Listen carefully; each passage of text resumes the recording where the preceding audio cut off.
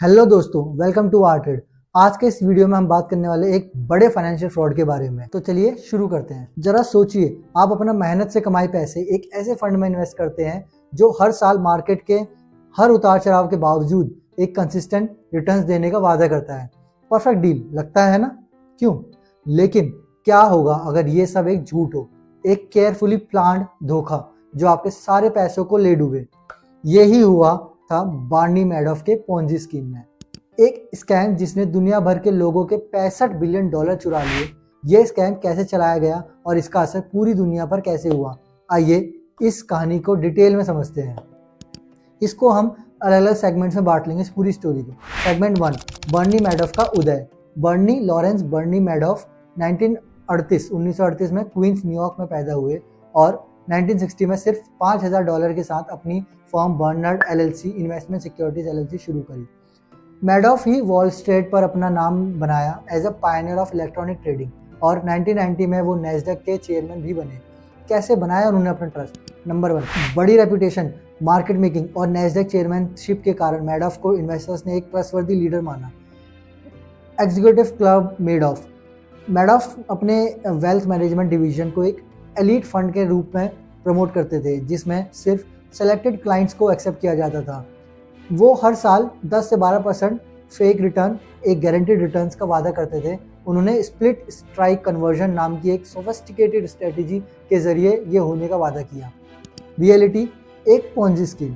Madoff का fund असल में एक पोंजी स्कीम था जिसमें नए इन्वेस्टर्स का पैसा पुराने इन्वेस्टर्स को रिटर्न के लिए यूज़ किया जाता था।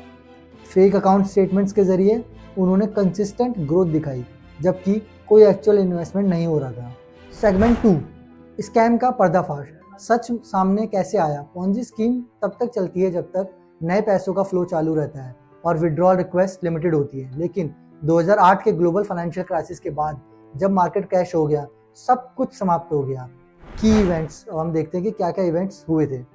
नंबर 1, 2008 का फाइनेंशियल क्राइसिस। जब मार्केट क्रैश हुआ, पैनिक के कारण इन्वेस्टर ने अपना पैसा विड्रॉल करना शुरू किया। सेम इस पोंजी स्कीम, इस हम पोंजी नहीं कहेंगे, स्कीम थी उसके लिए तो, बट वो असल में पोंजी थी। तो इसमें भी वो विड्रॉल शुरू हो गया। मैडॉफ के पास नए फंड्स नहीं आए और स्कैम एक्सपोज हो गया। Number 2, confession. 10 दिसंबर 2008 को मैडॉफ ने अपने बेटों के सामने कन्फेस किया कि उनका पूरा फंड एक फ्रॉड है। उनके बेटों ने उन्हें अगले दिन अथॉरिटीज़ को रिपोर्ट किया। $65 बिलियन लॉस। इन्वेस्टिगेशन से पता लगा कि मैडॉफ के फंड का साइज फेक था और क्लाइंट का $65 बिलियन ख़त्म हो गया था। विक्टिम्स में wealthy individuals, charities, funds, pension fund जैसे शामिल थे। Segment 3, global impact. स्कैम का असर पूरे वर्ल्ड पर। मैडॉफ का पोंजी स्कीम सिर्फ US तक सीमित नहीं था, इसने पूरी दुनिया में इन्वेस्टर्स का ट्रस्ट तोड़ा था और फाइनेंशियल सिस्टम को हिला दिया था। दुनिया पर असर, अब हम जानेंगे दुनिया पर क्या असर हुआ था इसकी मैडॉफ की वजह से। चैरिटीज़ जैसे कि Elie Wiesel Foundation for Humanity अपना पूरा फंड खत्म कर बैठे। Investor trust, wealth management firms और फंड्स पर लोगों का ट्रस्ट टूट गया जिस वजह से स्ट्रिक्टर रेगुलेशन लानी पड़ी। इंडिया पर असर, इसका इंडिया पर क्या असर हुआ आइए जानते हैं। लिमिटेड एक्सपोजर, इंडियन इन्वेस्टर का डायरेक्ट एक्सपोजर इस फंड पे नहीं था, होगा भी तो बहुत कम था, जो कि एक रिलीफ थी। सेफ हेवन एसेट्स, बहुत सारे इंडियन इन्वेस्टर गोल्ड और फिक्स्ड इनकम सिक्योरिटीज़ की तरफ शिफ्ट हो गए जो कि सेफ ऑप्शन माने जाते हैं। स्मार्ट ट्रेडर्स पर क्या असर हुआ इसका? इंडियन ट्रेडर जैसे राकेश झुंझुनवाला जी ने पैनिक के दौरान अंडर वैल्यूड स्टॉक बाई किए जो उन्हें लॉन्ग टर्म में ज़्यादा फायदा पहुंचा गए। अब हम बात करते हैं अगले सेगमेंट पे, सेगमेंट 4, लेसन लर्न्स और aftermath.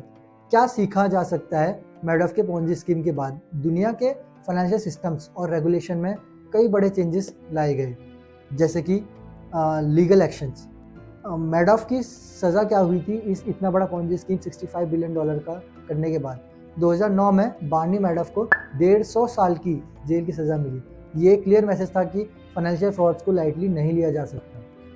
Regulations, SEC securities and exchange commission को क्रिटिसिज्म मिला कि उन्होंने पहले ही वार्निंग साइन क्यों इग्नोर किया और इतना बड़ा स्कैम कैसे हुआ।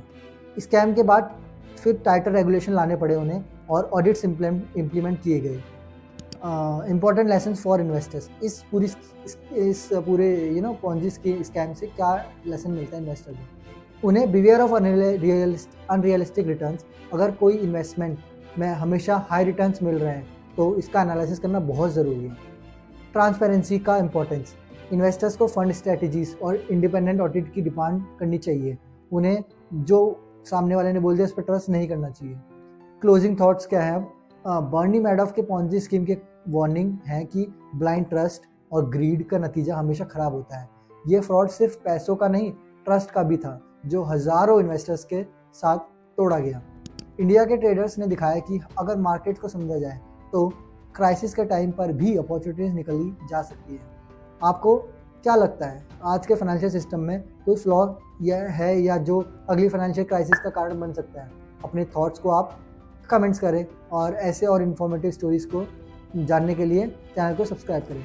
तो मिलते हैं आपको अपनी एक नई अगली वीडियो में। और आई गेस इस पॉन्जी स्कीम के बारे में एक मूवी भी बनी हुई है, तो कमेंट डाउन करें कि वो कौन सी मूवी है। आई गेस नेटफ्लिक्स पे है वो मूवी। सो तब तक के लिए बाय।